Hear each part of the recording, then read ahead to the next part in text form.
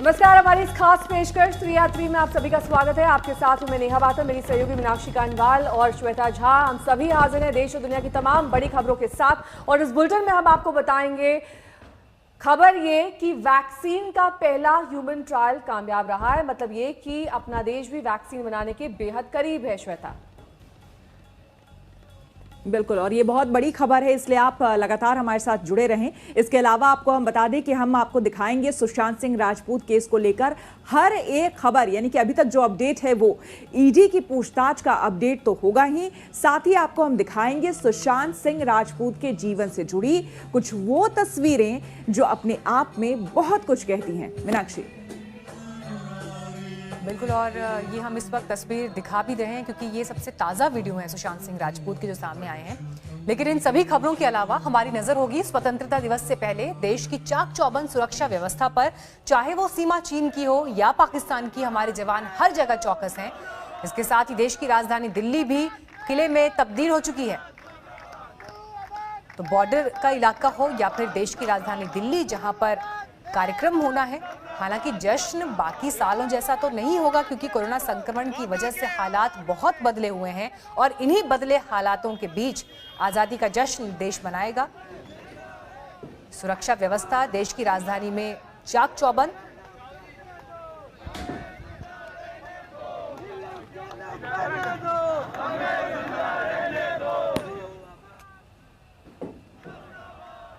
तो किस तरह से देश तैयार है वो आपको हम दिखाएंगे, लेकिन इसके साथ ही इस वक्त की बड़ी खबर आपको बता दें, पूर्वी लद्दाख में एलएसी पर चीनी सैनिकों के साथ हिंसक झड़प पर बड़ी खबर सामने आ रही है। पहली बार आईटीबीपी ने कहा है कि चीन के सैकड़ों सैनिकों को हमारे थोड़े से जवानों ने टक्कर दिया है। आपको बता दें कि आईटीबीपी के मुताबिक चीन के साथ 17 से 20 घंटे तक हिंसक झड़प होती रही। गलवान के अलावा कई जगहों पर चीनी सैनिकों के साथ हिंसक झड़प हुई थी। आईटीबीपी ने कहा है कि चीन की सेना ने उन पर पत्थरबाजी तक की। आईटीबीपी ने यह भी कहा कि ये घटनाएं मई जून में कई जगहों पर हुई थी। अपने 21 बहादुर जवानों के लिए आईटीबीपी ने गैलेंट्री अवार्ड की अनुशंसा भी की है। स्वतंत्रता दिवस से पहले ये अनुशंसा की गई है। तो बड़ी खबर सामने आ रही है। आपको बता दें, आईटीबीपी की तरफ से कहा गया है कि चीन की सेना ने उन पर पत्थरबाजी की। साथ ही मई जून में कई जगहों पर ऐसी घटनाएं घटी हैं और 21 बहादुर जवानों के लिए आईटीबीपी ने गैलेंट्री अवार्ड की अनुशंसा की है। ये वो 21 जवान हैं जिन्होंने अपने प्राणों की आहुति दी अपने देश की सीमा को बचाने के लिए, और इन्हीं के लिए गैलेंट्री अवार्ड की अनुशंसा की गई है।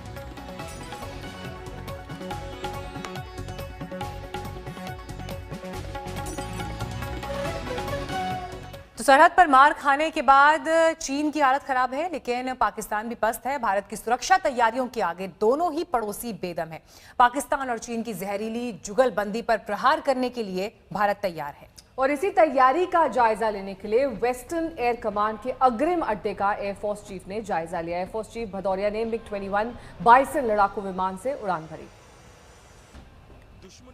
चंद रोज पहले आपको बता दें, आर्मी चीफ मनोज मुकुंद नरवणे ने भी सभी फील्ड कमांडर्स को मैसेज दिया था। मकसद साफ है कि अगर दुश्मन पाकिस्तान और चीन की तरह हो तो तैयारी पुख्ता होनी चाहिए।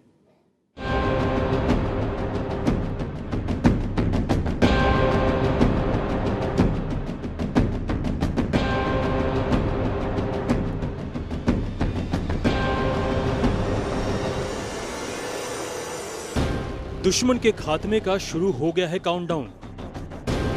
ड्रैगन के शुरू हो गए हैं बुरे दिन।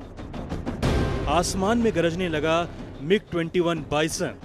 जहां से दुश्मनों को मिलेगा करारा जवाब, वहीं पहुंचे वायुसेना प्रमुख RKS भदौरिया। ये तो सिर्फ ट्रेलर है, देखकर समझ सके तो दुश्मन समझ ले। वक्त रहते सुधर जाए तो बेहतर, नहीं तो कमर तोड़ने के लिए तैयार हैं हम।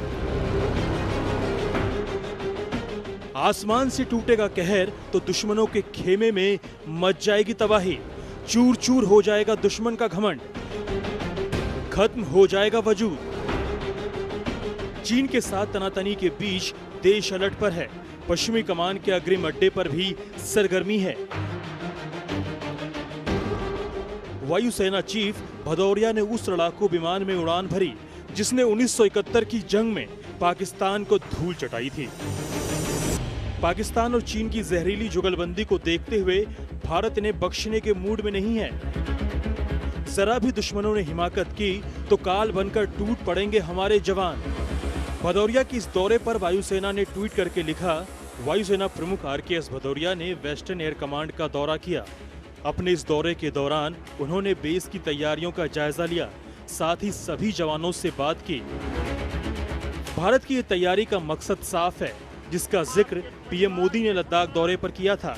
प्रधानमंत्री ने साफ कहा था कि शक्ति प्रदर्शन के बिना शांति बहाली मुमकिन नहीं। शांति और मित्रता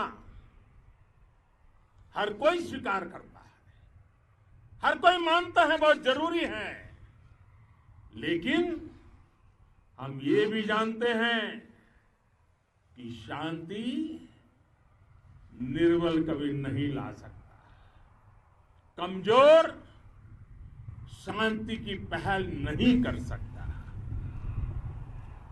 वीरता ही शांति की पूर्व शर्त होती है।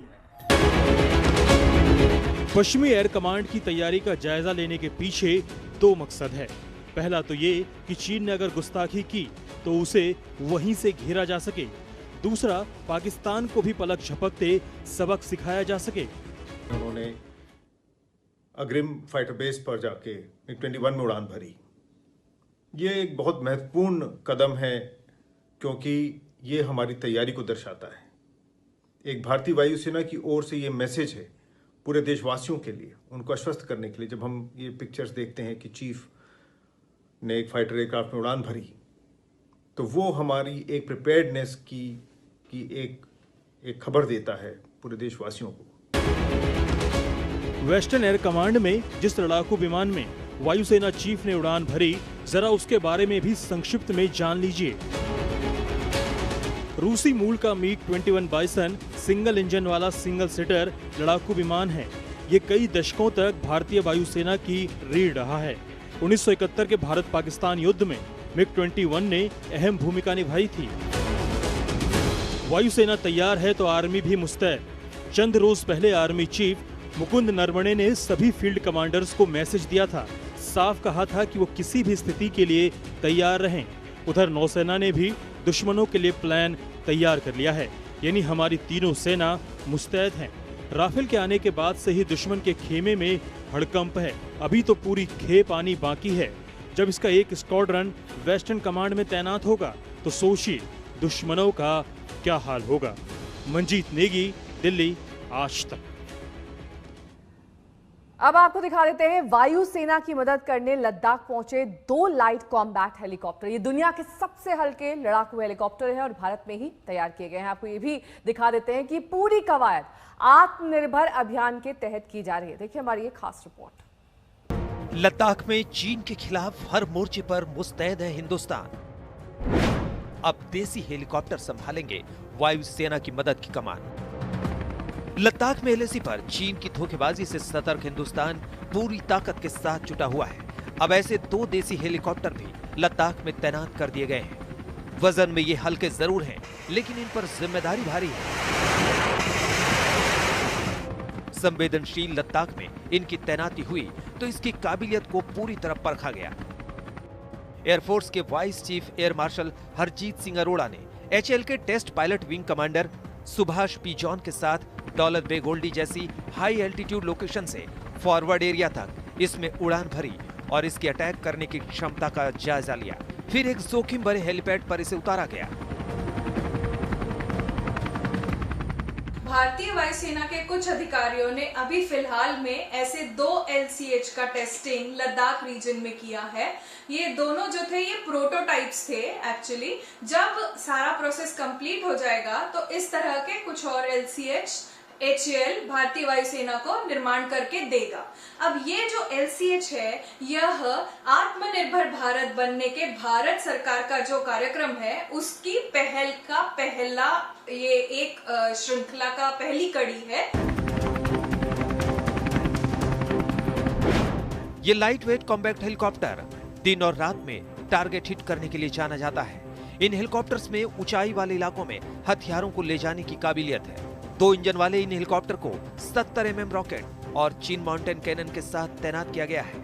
जानकार ये भी मानते हैं कि एक बार जब वेपन इंटीग्रेशन पूरा हो जाएगा तो इसकी अहमियत और ज्यादा बढ़ जाएगी। लद्दाख में इनकी तैनाती का ऐलान करते हुए HAL के अध्यक्ष सह प्रबंध निदेशक आर माधवन ने कहा, सशस्त्र बलों की खास जरूरतों को पूरा करने के लिए विशेष डिजाइन के तहत विकसित ये दुनिया का सबसे हल्का लड़ाकू हेलीकॉप्टर है, जो आत्मनिर्भर भारत में HAL की अहम भूमिका को साबित करता है। इंडियन इंडस्ट्री के लिए एक बहुत बड़ा स्टेप है। जो चीज़ हमको इंश्योर करनी पड़ेगी कि प्राइवेट पार्टिसिपेशन इसमें एडिक्वेट हो, ताकि जो प्राइवेट प्लेयर्स हैं डिफेंस सेक्टर में उनको भी काफी बूस्ट मिले। इनकी तैनाती भारत के मिशन आत्मनिर्भर को आगे बढ़ाने की कवायद के तहत की गई है। पिछले हफ्ते ही रक्षा मंत्री राजनाथ सिंह ने 101 हथियारों और उपकरणों के आयात पर रोक लगाने का ऐलान किया था, ताकि आत्मनिर्भर अभियान को आगे बढ़ाया जा सके। इनमें मशीन गन भी है तो मिसाइल भी, टैंक भी है तो पनडुब्बी भी। डिफेंस के क्षेत्र में आत्मनिर्भर होना केवल डिफेंस के लिए ही नहीं, बल्कि सिविल सोसाइटी के लिए भी बहुत ही अधिक लाभकारी हो सकता है। इसे साकार करने के लिए पूरे जोश से इसमें हम सभी को इन्वॉल्व होने की जरूरत है। दिसंबर 2020 से ही विदेशों से हथियारों और सैन्य उपकरणों का आयात रोकने का काम शुरू हो जाएगा। रक्षा मंत्री के ऐलान के बाद से ही सैन्य उपकरणों और हथियारों के देसी निर्माण के क्षेत्र में उत्साह की लहर है। हिंदुस्तान एरोनॉटिक्स लिमिटेड को भी उम्मीद है कि उसे इस साल के आखिर तक 15 लाइट हेलीकॉप्टर बनाने का ऑर्डर मिल जाएगा। इनमें से 10 की जरूरत भारतीय वायुसेना और 5 की जरूरत थल सेना को है। लाइट कॉम्बैट हेलीकॉप्टर यानी कि हल्का लड़ाकू हेलीकॉप्टर लद्दाख में इस वक्त तैनात किया गया है। HAL के बनाए हुए 2 ऐसे हेलीकॉप्टर लद्दाख में तैनात किए गए हैं और संकेत साफ हैं कि आने वाले दिनों में इस तरह के हेलीकॉप्टर भारतीय वायुसेना और भारतीय सेना का हिस्सा बनेंगे। अभिषेक भल्ला, दिल्ली आज तक।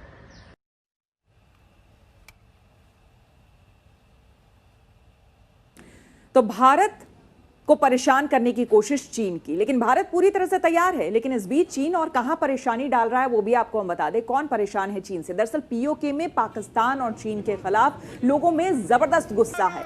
7वें आसमान पर गुस्सा है। इनफैक्ट लोगों ने दोनों के खिलाफ यानी पाकिस्तान और चीन के खिलाफ जमकर प्रदर्शन किया, सड़कों पर उतर आए। मीनाक्षी, POK को पाकिस्तान ने आतंकवादियों का अड्डा बना दिया और उसे पूरी तरह बर्बाद करके रख दिया, और यही वजह है कि ज्यादा लोगों की ये नाराजगी इस तरह के प्रदर्शनों में दिखाई देती है। और अब हालात ये हैं कि चीन भी POK में साजिश को अंजाम दे रहा है। वहां अवैध रूप से डैम बनाए जा रहे हैं जो लोगों को मंजूर नहीं है।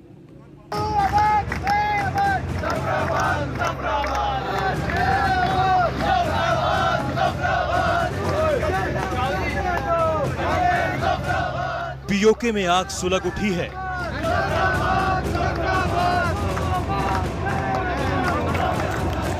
पाकिस्तान और चीन के खिलाफ गुस्सा भड़क उठा है।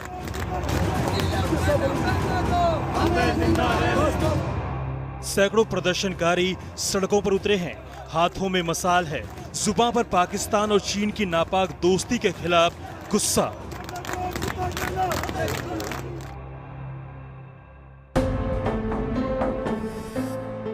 चीन की धोखा देने की आदत से पूरी दुनिया वाकिफ है, तो पाकिस्तान की बुजदली को कौन नहीं जानता। वो POK को शोषण की जमीन बना चुका है। जहर की फसल उगाकर पूरे POK को ही बर्बाद करना चाहता है। लेकिन अब POK को लोगों ने पाकिस्तान के खिलाफ मसाल जला लिया है। लगातार साजिशें रचने वाले पाकिस्तान और घात करने वाले चीन के खिलाफ POK के मुजफ्फराबाद में जबरदस्त प्रदर्शन तेज हो गए हैं। मुजफ्फराबाद के लोगों का ये गुस्सा फूटा है नीलम और झेलम नदी पर बन रहे मेगा डैम के खिलाफ। पाकिस्तान से ग्रीन सिग्नल मिलने के बाद चीन की कंपनी उन डैम का निर्माण कर रही है। POK में पट्टन हाइड्रो पावर प्रोजेक्ट और कोहाला हाइड्रो पावर प्रोजेक्ट के लिए दोनों में सहमति बनी थी। डील के मुताबिक 2026 तक डैम को तैयार करने की योजना है, लेकिन उससे पहले ही POK में विद्रोह शुरू हो गया है। और चाइना इतना पैसा जो लगा रहा है वहाँ पे 1100 मेगावाट का जो एक प्लांट लगा रहे हैं वो पावर प्लांट, तो इसको पैसों को कौन अदा करेगा? पीओजे के गरीब लोग। हमारे पास तो खाने के पैसे नहीं हैं, हम ये बिजली के इतने कहाँ से अफोर्ड करेंगे? तो ये हमारे नेचुरल रिसोर्सेज की जो प्लंडर हो रही है सी पैक के बहाने से, तो इसकी हम सख्त मुखालफत करते हैं। मुजफ्फराबाद में चीन के खिलाफ ऐसा प्रदर्शन पहली बार नहीं हुआ। पहले भी कई बार लोगों ने चीन और पाकिस्तान दोनों के विरोध में मोर्चा खोला है। उनका गुस्सा है कि डैम बनाने के फैसले से पहले उनसे उनकी राय क्यों नहीं ली गई। पाकिस्तान और चीन दोनों मिलकर मुजफ्फराबाद गिलगित बाल्टिस्तान के संसाधन का अवैध इस्तेमाल कर रहे हैं, उसे तबाह कर रहे हैं। चाइना पाकिस्तान इकोनॉमिक कॉरिडोर के जरिए ये सब कुछ किया जा रहा है। करते हैं इस वक्त 6000 चाइनीज जो मिलिट्री के इंजीनियर्स हैं वो सी पैक के बहाने से आके पीओजे में बैठ गए, और उनका जो है कि कौन उनका करेगा, खर्चा उठाएगा उनका, किस तरह से, हमें तो समझ नहीं आ रही कि आगे हमारे साथ होने क्या वाला है। नदियों पर बांध बनाकर चीन की साजिश नई नहीं है। इससे पहले ड्रैगन का एक और सच सामने आ चुका है। खुलासा हो चुका है कि उसने तिब्बत में ब्रह्मपुत्र की सहायक नदियों पर 8 नए डैम बनाए हैं ताकि वो ब्रह्मपुत्र के बहाव को कंट्रोल कर सके। ऐसी ही साजिश चीन पाकिस्तान के साथ मिलकर पीओके में भी कर रहा है। आर्थिक रूप से कंगाल पाकिस्तान चीन के रहबो करम पर जिंदा है और चीन उसे हर डील के लिए मजबूर कर रहा है ताकि अपनी साजिशों को अंजाम दे सके। लेकिन मुजफ्फराबाद ने ऐलान जंग का ऐलान कर दोनों देशों को चेता दिया है। आज तक ब्यूरो। चीन और पाकिस्तान लाख साजिशें कर लें, लेकिन इन दोनों के इरादे पूरे होने वाले नहीं हैं। चीन से तनाव के बीच सबकी निगाहें कल पर टिकी हैं, जब स्वतंत्रता दिवस के मौके पर प्रधानमंत्री मोदी लाल किले की प्राचीर से देश को संबोधित करेंगे। लोग जानना चाहते हैं कि आखिर प्रधानमंत्री मोदी चीन और पाकिस्तान पर क्या बोलते हैं। बिल्कुल, और कोरोना संक्रमण के दौरान इस बार आजादी का जश्न थोड़ा सा हटकर होगा। इसकी तस्वीर थोड़ी अलग होगी क्योंकि कोरोना प्रोटोकॉल के तहत इस खास मौके पर कई बदलाव किए गए हैं। श्वेता, लाल किले के प्राचीर से पीएम मोदी। बिल्कुल, और कोरोना की वजह से इस बार स्कूली बच्चे भी नहीं बुलाए गए हैं और दिल्ली में सुरक्षा के पुख्ता इंतजाम किए गए हैं। कई जगह 300 से ज्यादा सीसीटीवी कैमरे भी लगाए गए हैं।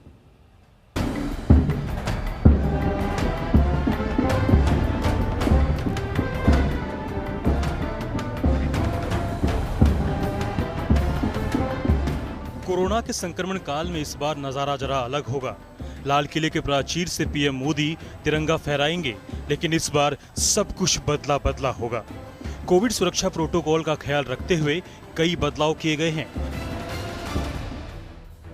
इस बार मेहमानों समेत करीब 2000 लोग ही मौजूद रहेंगे। वहीं एनसीसी के 500 बच्चे शामिल होंगे। हर बच्चे के बीच 6 फीट की दूरी रहेगी। स्वतंत्रता दिवस के इस मौके पर हर साल प्रधानमंत्री नरेंद्र मोदी स्कूली बच्चों से जरूर मिलते थे। गजब का उत्साह देखने को मिलता था। बच्चे पीएम मोदी से हाथ मिलाने के लिए बेताब रहते थे, लेकिन इस बार स्कूली बच्चे नहीं होंगे। वैसे तो समारोह के समय में कोई बदलाव नहीं है। बताया जा रहा है कि पीएम मोदी का भाषण 45 मिनट से लेकर 1 घंटे तक का हो सकता है। कोरोना के इस काल में सबकी निगाहें पीएम मोदी के संबोधन में होगा। सब जानना चाहते हैं कि आखिर ऐसे वक्त में क्या बोलेंगे प्रधानमंत्री मोदी। तो आइए जान लेते हैं वो मुद्दे जिनके बारे में लाल किले के प्राचीर से पीएम मोदी बोल सकते हैं।